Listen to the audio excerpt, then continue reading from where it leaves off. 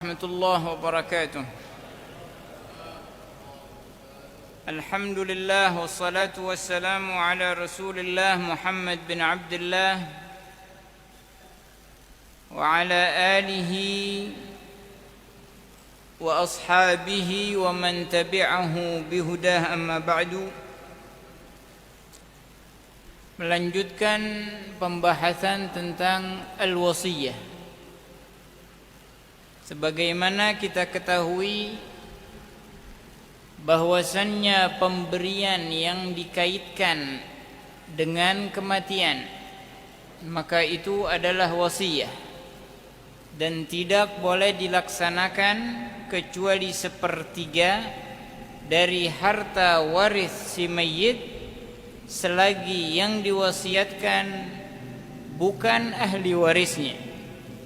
Apabila yang diwasiatkan atau wasiat itu tertuju kepada ahli waris, maka wasiat itu tidak sah kecuali dengan ridha ahli waris yang lainnya. Contohnya, seorang ayah mengatakan, jika saya meninggal, maka rumah ini milik anak pertama. Maka itu bukan disebut hibah, bukan disebut hadiah, karena ada ucapan jika saya mati, maka itu dimasukkan dalam wasiat. Dan wasiat itu tidak sah karena ditujukan kepada ahli waris. Nabi sallallahu alaihi wasallam mengatakan, la wasiyata liwarith, tidak boleh ada wasiat untuk ahli waris. Dalam artian tidak sah wasiat tersebut. Kemarin kita telah membahas tentang ta'rif atau definisi tentang wasiyah. Begitu juga rukun-rukunnya dan syarat orang yang berwasiat. Kali ini sahibul kitab Al-Habib Ahmad bin Umar Asy-Syatiri, beliau akan menjelaskan tentang syarat orang yang mendapatkan wasiat.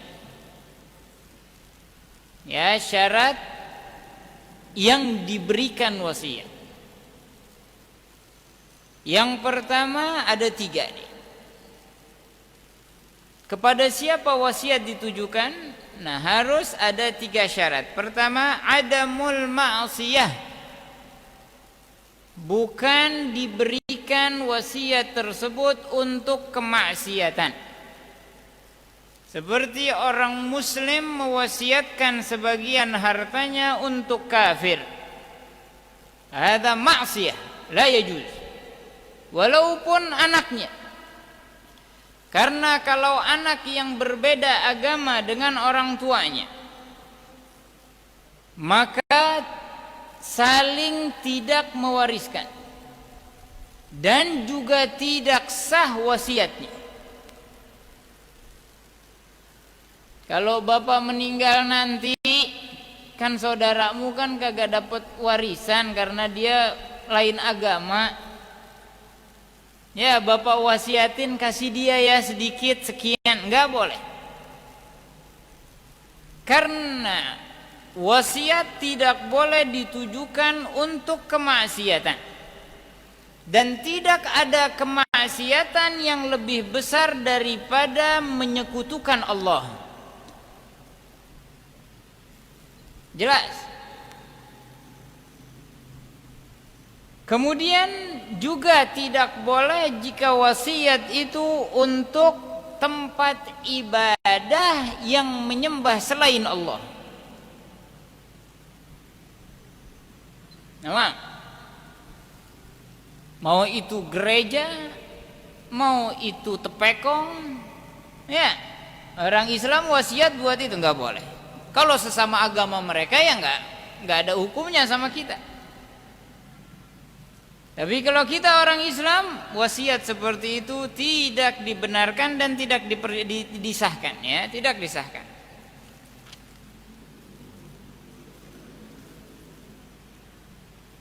Kemudian yang kedua, wa kaunuhu ma'luman.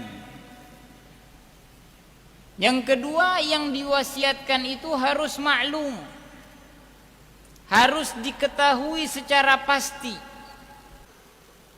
Maka dari itu yang boleh untuk diwasiatkan yang mungkin bisa berpindah.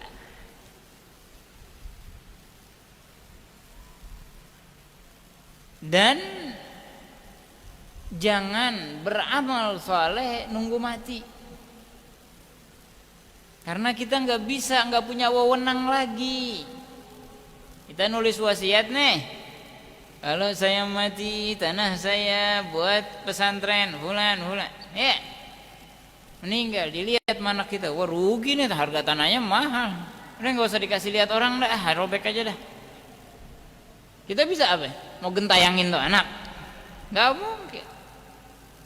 Makanya mumpung masih hidup beramal. Jangan nunggu kalau saya mati. Dulu masih apa? Masih kecil kalau saya kaya. Saya pengen ini, begitu kaya kalau saya mati. Akhirnya nggak punya amal. Selalu khayal dan khayal. Maka dari itu segerakan amal saleh. Fastabiqul khairat. Segerakan semampu kita. Saat ini saya orang miskin, bisa berinfak 1.000 rupiah, infak 1.000 rupiah. Tahun depan saya alhamdulillah orang menengah, bisa infak 100.000, infak 100.000. Mungkin kaya lagi, bisa infak 1 juta, infak 1 juta. Jangan ntar aja kalau udah kaya, ntar kalau udah kaya, ntar udah kaya.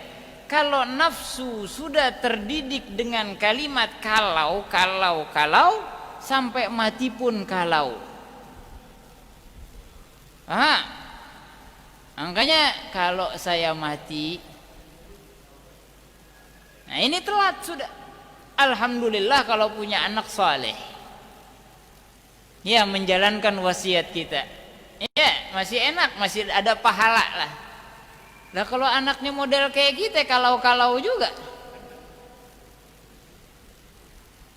nanti aja laksanain kalau kita udah sukses, ya. Naudzubillah. Nah,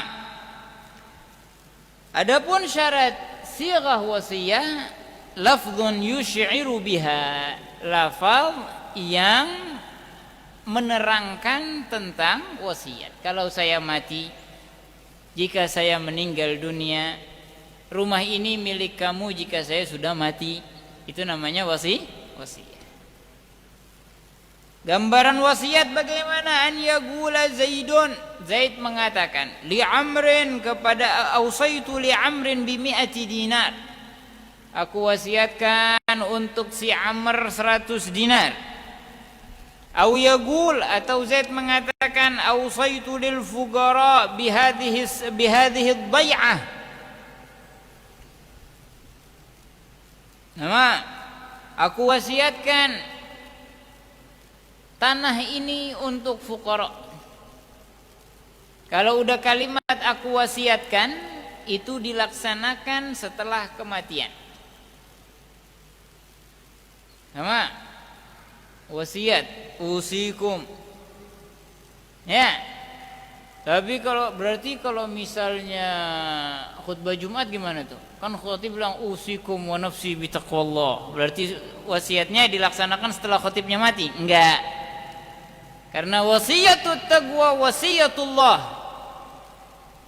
Ya, wasiatnya Allah, wallahu hayyun la yamut. Tapi kalau wasiat yang dimaksud di sini wasiat yang berurusan dengan manusia. Nah, walhasil, makanya para anbiya sebelum meninggal mewasiatkan kepada anaknya, jangan pindah agama. Nah, tapi kalau wasiyatut taqwa, ini adalah wasiyatullah lil awwalina wal akhirin. Maka tidak harus nunggu khatibnya mati, enggak harus nunggu ustadznya mati baru takwa. Jelas? Semoga Allah Subhanahu wa taala memberikan kita ilmu yang bermanfaat. Baik, ada pertanyaan, ada seorang tua punya anak 3. Salah satu anak pinjam duit ke orang tuanya, kemudian orang tuanya meninggal. Pinjamannya kurang lebih 15 juta. Bagaimana cara bayar pinjam duitnya? Atau apakah bisa dihukumi dana warisan untuk anak yang lainnya? Nah, itu warisan. Selagi akadnya itu pinjam meminjam, maka uang yang ia pinjam harus dikembalikan kepada ahli waris walaupun dia ahli waris. Kecuali kalau dia ahli waris tunggal, karena ada 3 anaknya, maka dibagi sesuai hukum faraid. Jadi bukan mentang-mentang ngutang sama orang tua udah halal, enggak. Ya hutang, ya hutang. Itu punya hak saudara kalian. Alhasil dunia ini,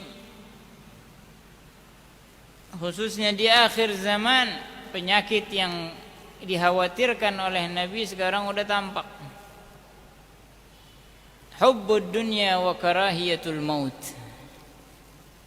Cinta sama dunia. Gara-gara duit saudara berantem.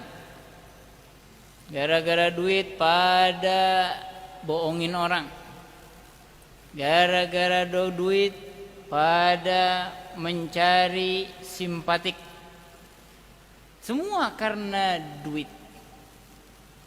Wal'iyadzubillah, bahkan sebagian ulama sekalipun mengatakan sebuah ucapan yang dibungkus dengan dakwah namun tujuannya duit, hubbud dunya. Kemudian wa karahiyatul maut, dan takut mati.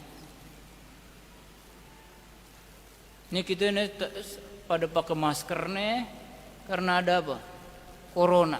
Seakan-akan kalau nggak ada corona kita nggak bakal mati. Hah?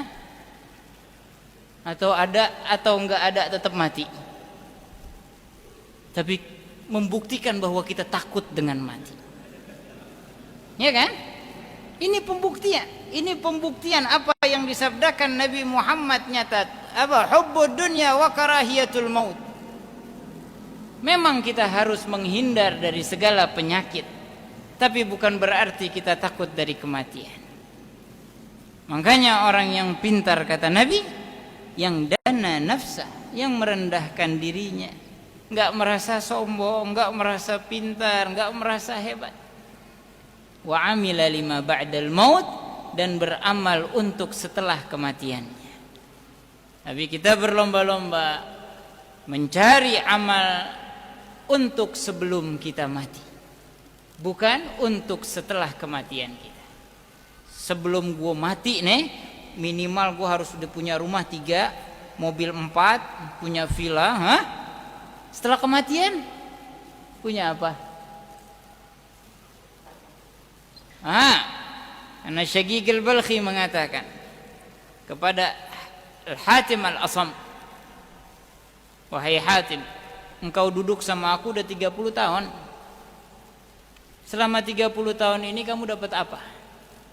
Kata Hatim al-Asam, aku mendapatkan 8 faidah. Di antara 8 faidah itu, di antaranya beliau mengatakan, aku melihat manusia ini punya punya sesuatu yang ia cintai dan ia rindukan. Setiap orang ada yang cinta terhadap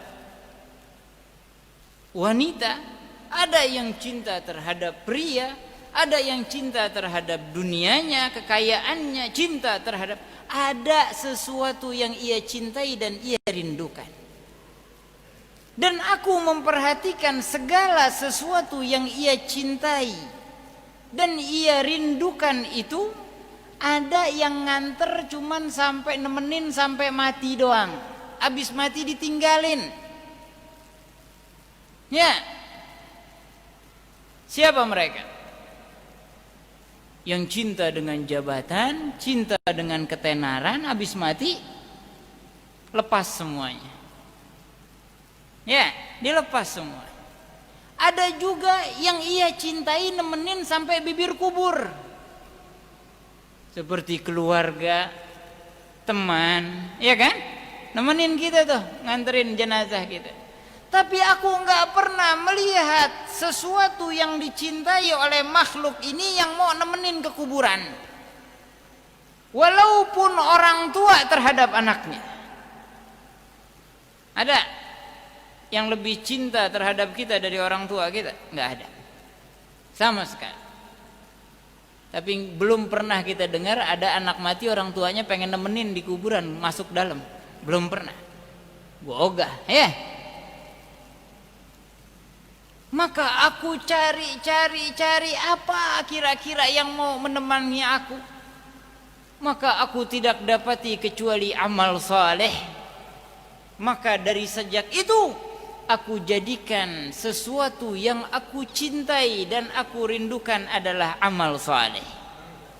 Dan amal saleh itu yang akan menerangi kuburanku dan juga menenangkan diriku dan tidak meninggalkanku sendirian di kuburku.